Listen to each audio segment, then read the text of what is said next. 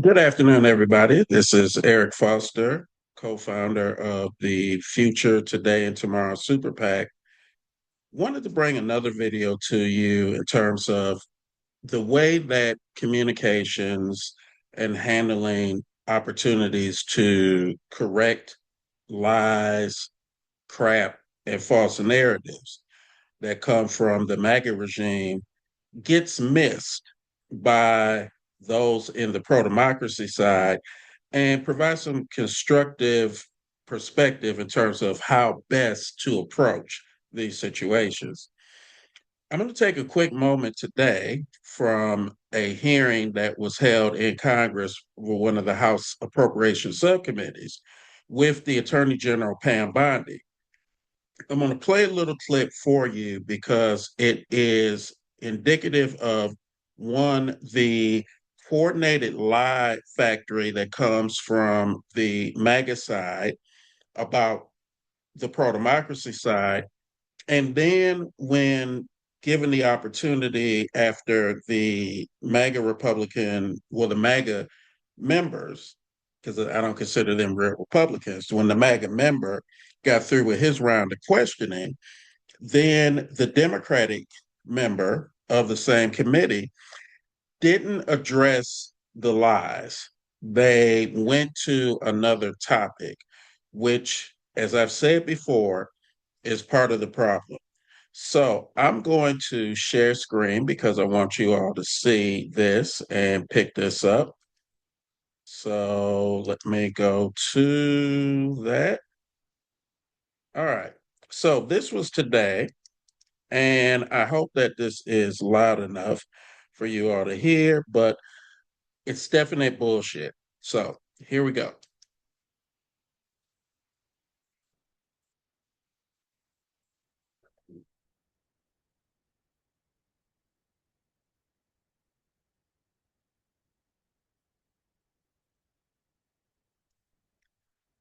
The person speaking is Congressman Andrew Clyde of Georgia. If you remember him, he's one of the people that was batshit terrified when the MAGA Trump terrorists stormed and attacked the Capitol as a part of the Trump coup attempt and was helping bar the door and working with the Secret Service and police that were inside of the bow of the House to try to protect himself and his other Congress members.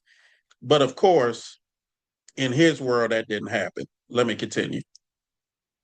As we all know, under the Biden.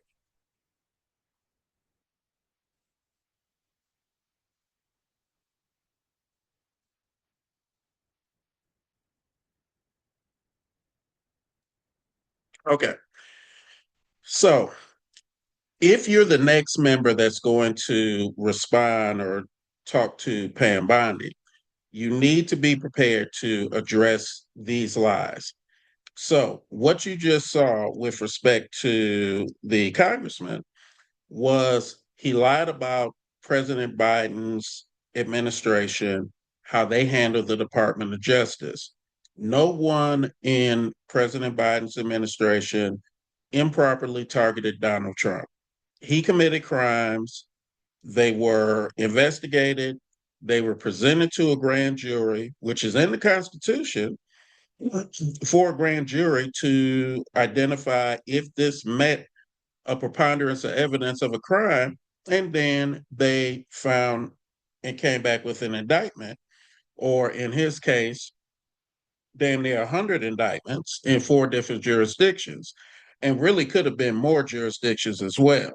But I digress. And no one was improperly targeting MAGA people, MAGA elected officials, or anything like that. If anybody during the Biden years, Biden presidency, President Biden's term, was investigated and was convicted of a crime, they went through the full due process structure that's governed by the US Constitution and then by state constitutions, which is governed under Article 4 with respect to states having Republican forms of government, co equal branches at that smaller level. But let's get back to this bullshit fest.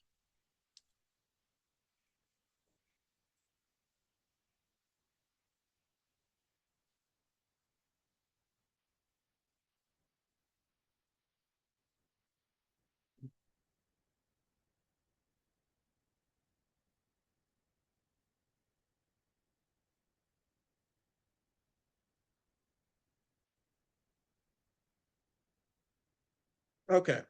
So everything else that he just said, and this is where it's important for the Democratic member who's going to do the next round of questioning to be prepared to inhale the lies that's coming from Congressman Clyde's mouth and respond with the truth.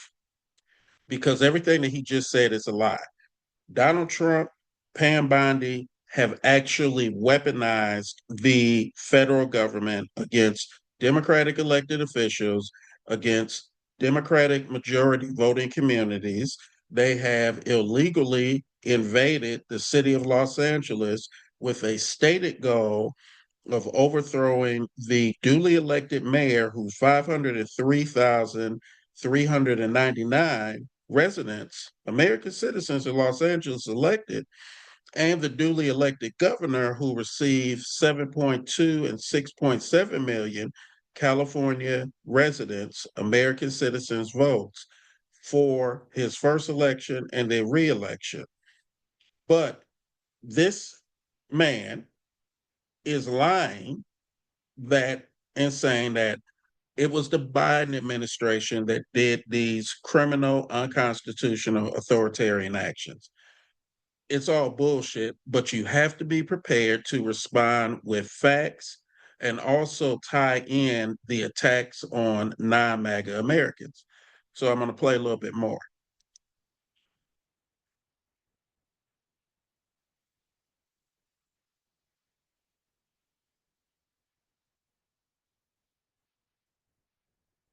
This is going to be funny because he wants her to say that they're not weaponizing the Department of Justice as they are.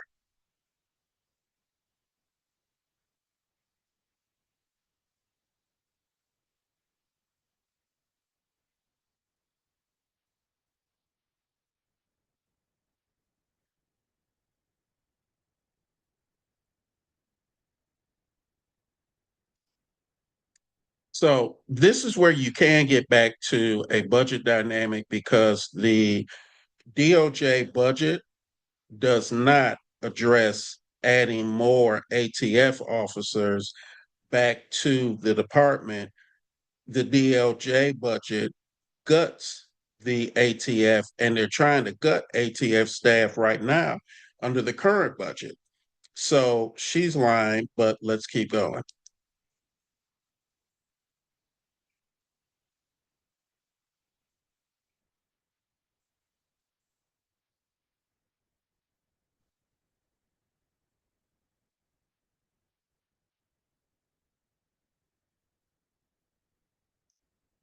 Okay, once again, bullshit. The Second Amendment, and you have to be able to respond to the multi-level layers of crap that come from them, but you can. So the Second Amendment is not absolute. Laws, rules, and regulations are required when it comes to the ability to own a firearm. It is not a untethered right. The language in the Second Amendment, when they talk of a well regulated militia, you regulate through law. So she's lying, but let's continue.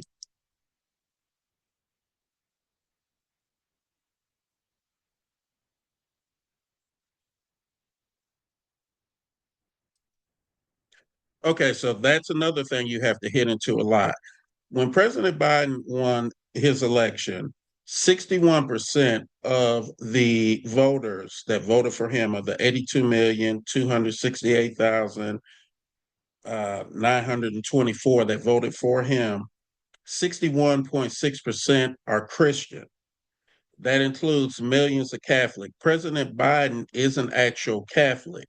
There was no persecution of Catholics. I am a born again Christian. I've been a Christian all my life. I'm a member of a apostolic evangelical church, apostolic Pentecostal church.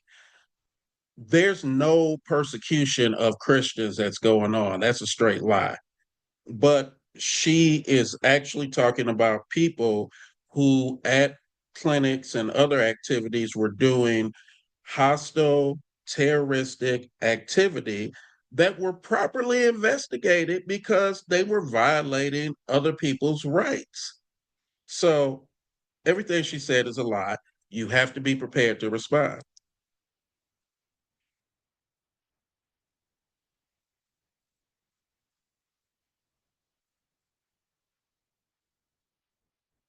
Okay. Another lie again, you have to be prepared to respond to. People at school board meetings who threaten to murder members of the school board because of made up lies about indoctrination and gender swapping and other things that were taking place were properly arrested, investigated, and if charges were warranted and a grand jury found enough evidence to indict, then they were indicted and then they went to trial. And if a jury or a judge found the evidence beyond a reasonable doubt, then they were convicted. See all the steps that go into the process? You have to be prepared to respond to this bullshit that's coming out.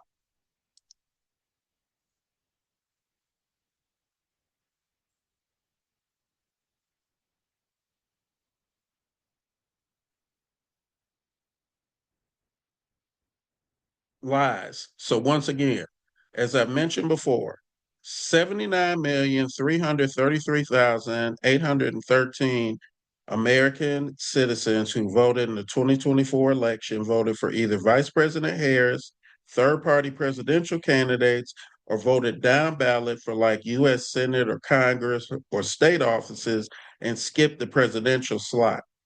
He got 77,302,580. That's not overwhelming. He got less than 50% of the overall vote. He may have beaten Vice President Harris, but what she says ignores the 79 million that I just mentioned, and it also ignores the 84 million eligible Americans who could have voted but didn't vote. And he won, but 19 states in the District of Columbia voted for Vice President Harris. His victory in the Electoral College was similar to President Biden's victory over him and the margin that he won against Hillary Clinton.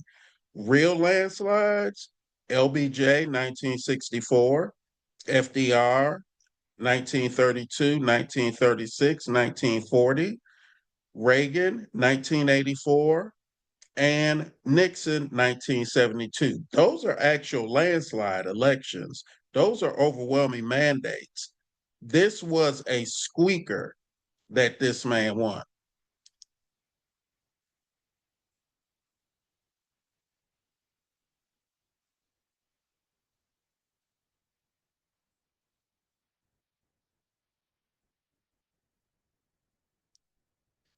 So I'm going to skip now to the next part because it starts at the next member who starts at 52:48. And this is on C-SPAN, everybody. It's from today. Attorney General Bondi testifies on 2026 Department of Justice budget request. And so, but basically, she's lying. And so we have to get past the point of the fact that she's lying. And we then need to respond, hopefully, the member on the Democratic side is prepared to quickly, concisely respond to the litany of lies, or if they don't respond to every one, there's a strategy where they may respond to some, and then the Democratic member after them responds to some. but you get the lies immediately checked, challenged, and defeated real time. So let's go to this next part where the Democratic member,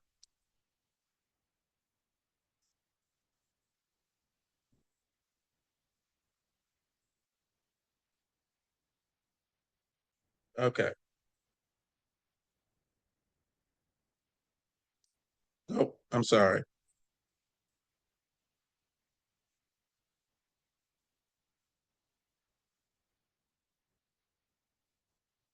Okay, so this is Congressman Ivey. Congressman Glenn Ivey, a prosecutor in his professional career, a really good congressman from Pennsylvania. But see what he's missing in terms of the opportunity to clear up the bullshit.